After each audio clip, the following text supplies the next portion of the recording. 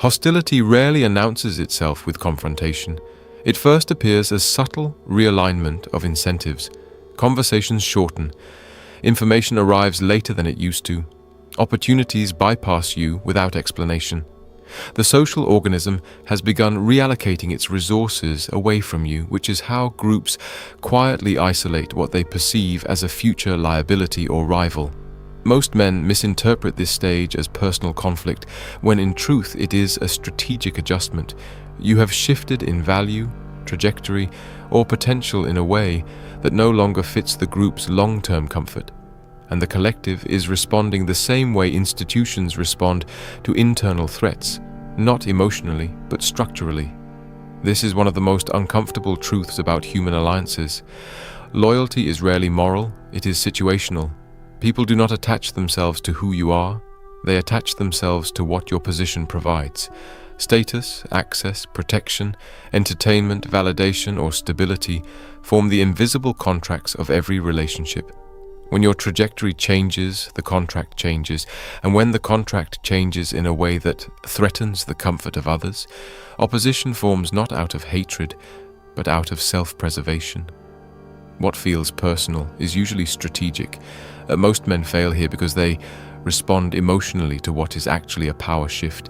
They attempt reconciliation where recalibration is happening. They seek reassurance where advantage is being renegotiated. They explain intentions to people who are already running cost-benefit analyses in their subconscious. Machiavellian realism begins with understanding that humans are not primarily driven by fairness or affection, but by perceived positioning within a social hierarchy. When you begin rising faster, thinking independently, or reducing dependence, you become unpredictable. And unpredictability is interpreted by the group as danger.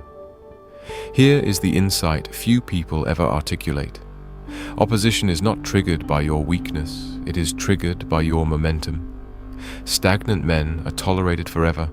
Growing men destabilize ecosystems. Every social circle has an unspoken equilibrium that keeps everyone psychologically comfortable, and when one member accelerates beyond it, the system attempts correction. Sometimes that correction looks like mockery. Sometimes it looks like exclusion. Sometimes it looks like sabotage disguised as concern. But the goal is always the same: to restore the old balance where no one feels inferior by comparison. Machiavellian strategy does not begin with fighting this pressure. It begins by recognizing it as a predictable consequence of upward movement.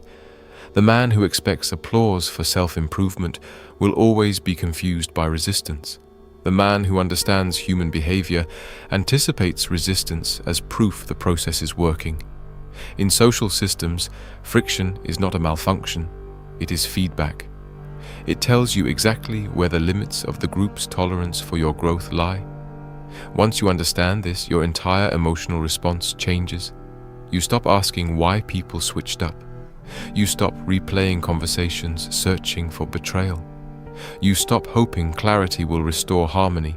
Instead, you begin mapping incentives. Who benefits from your stagnation?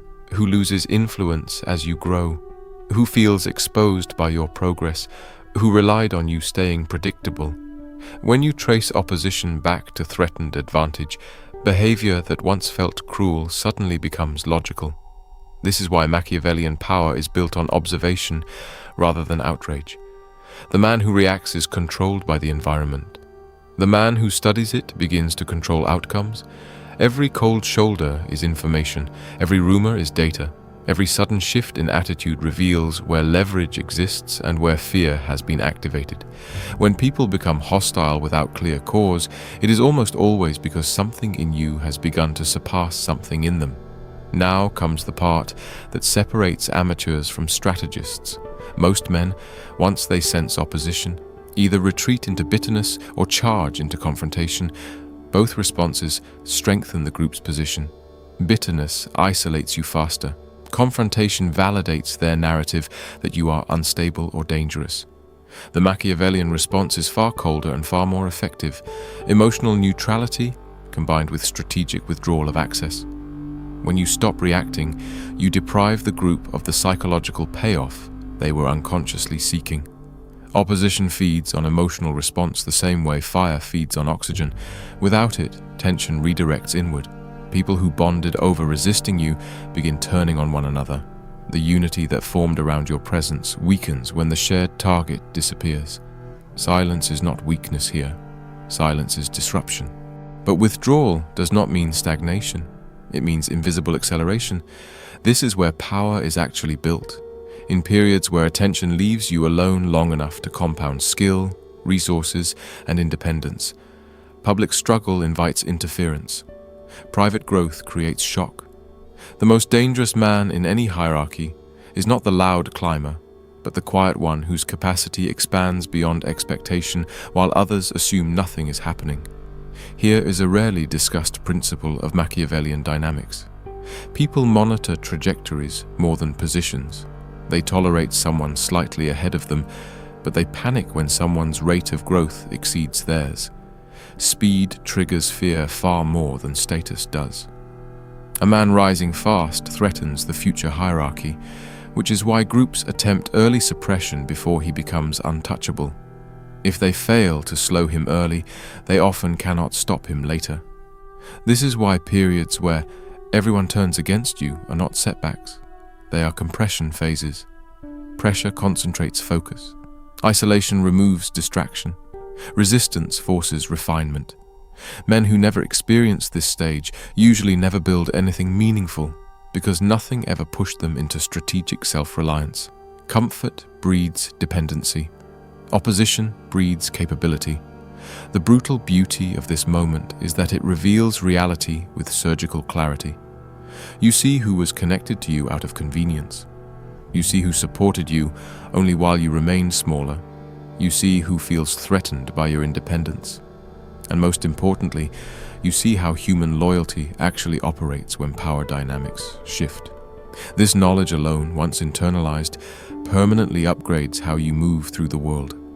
By the end of this process, something fundamental changes inside you. You stop craving group approval because you understand its transactional nature. You stop oversharing because you recognize information as leverage.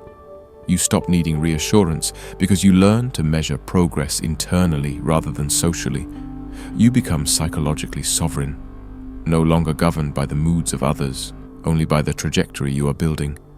And this is only the beginning, because once you stabilize emotionally in opposition, you unlock the more advanced Machiavellian strategies, how to use invisibility as power, how to exploit divided interests, how to let enemies exhaust themselves while you compound quietly, and how to return to any environment with leverage so strong that former resistance turns into submission.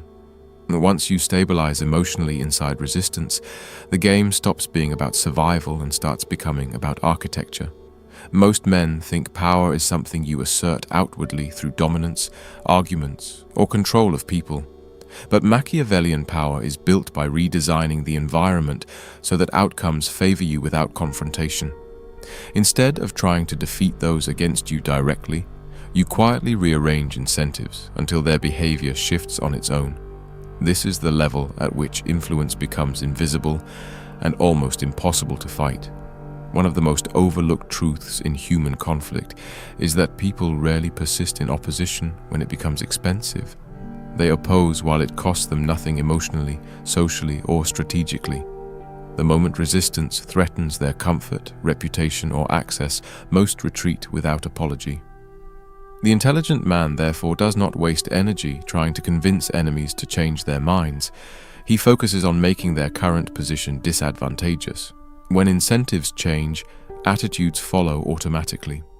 This is why Machiavellian thinkers study leverage rather than morality. Leverage is any point where another person depends on something you control or influence, whether that is information, competence, resources, timing, or social access.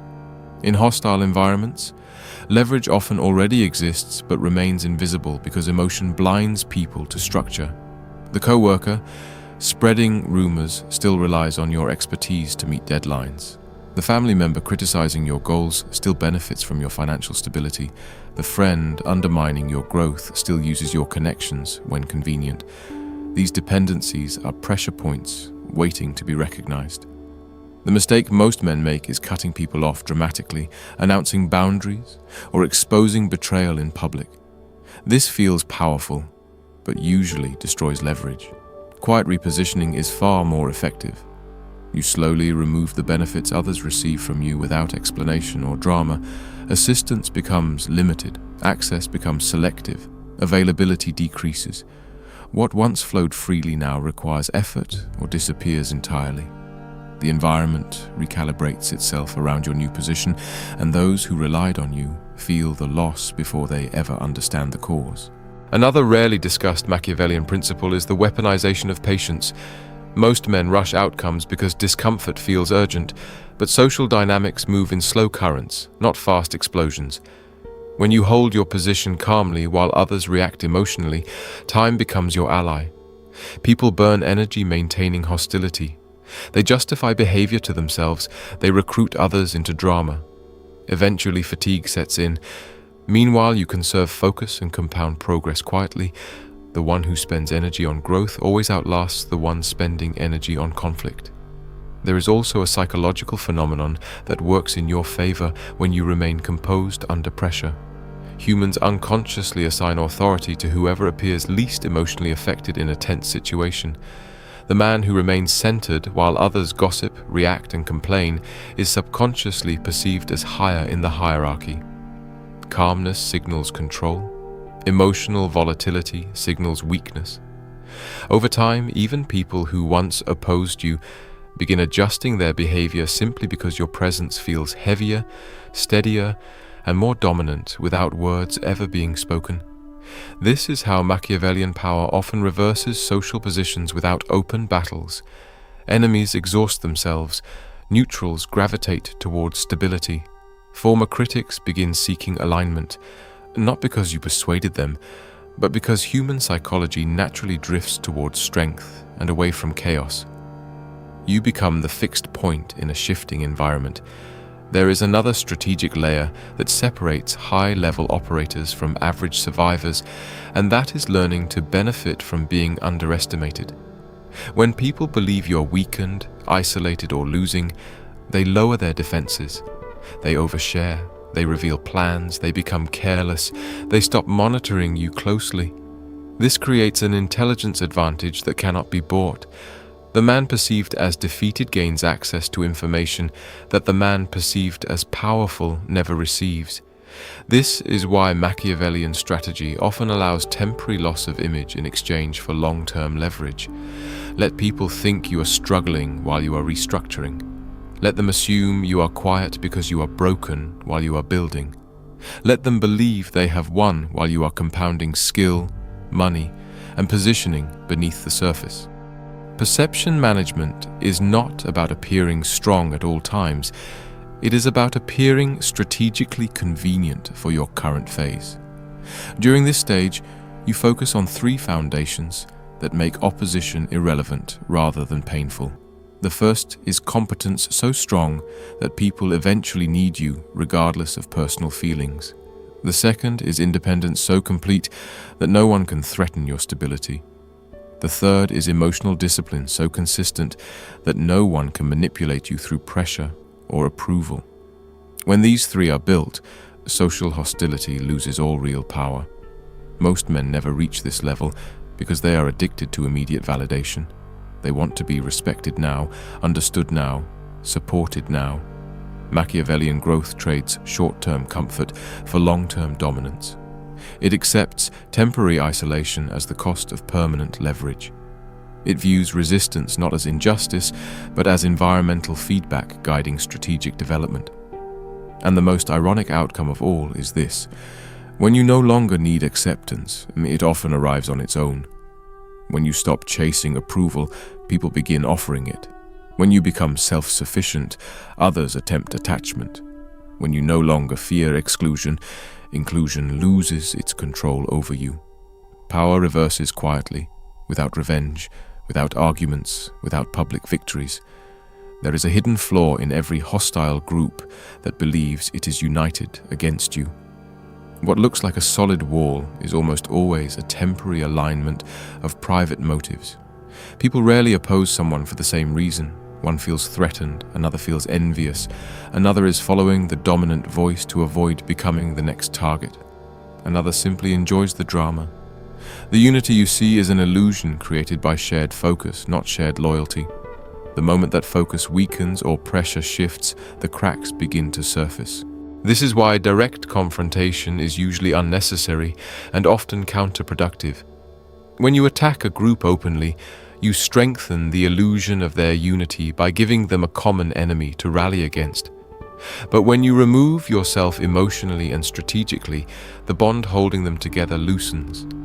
Without your presence to justify their alliance, each person's individual insecurity resurfaces. The ambitious one starts resenting the loud leader. The follower begins questioning why they are involved. The jealous one feels unsatisfied because the target no longer reacts. Opposition loses its purpose. Machiavellian intelligence understands that most conflicts are sustained by momentum, not conviction. People remain hostile largely because hostility has become the group's rhythm. Once the rhythm is broken, discomfort appears. Silence interrupts stories, calm interrupts outrage, absence interrupts gossip. Over time, maintaining negativity requires effort, and most humans are unwilling to sustain emotional labor without reward. This is when the group begins redirecting tension inward, searching for new targets among themselves. Another uncomfortable truth is that social hierarchies always contain internal competition, even within hostile coalitions. The same people opposing you are subconsciously ranking each other for influence, status, and control.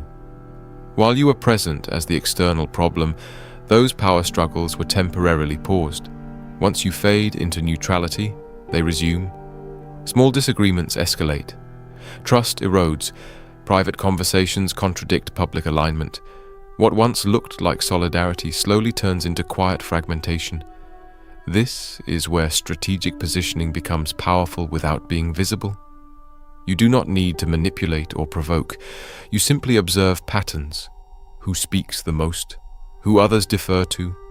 Who appears uncomfortable when certain topics arise? Who changes tone depending on who is present? These micro-behaviors reveal hidden hierarchies and unspoken tensions.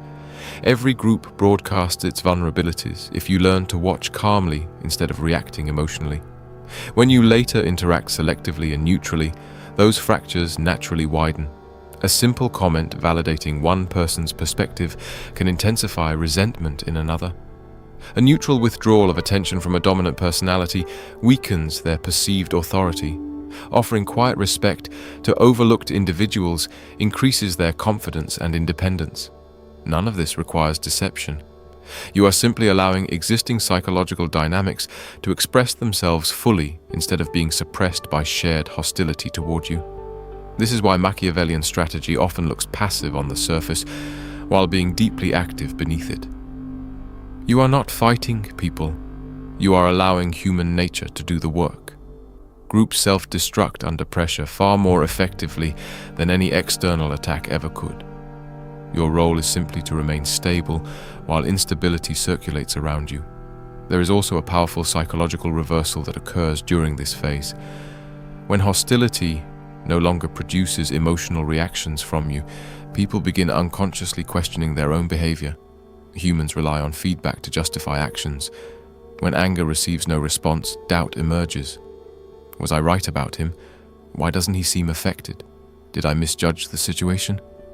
Over time, this cognitive discomfort leads many to soften their stance or quietly withdraw from the conflict altogether.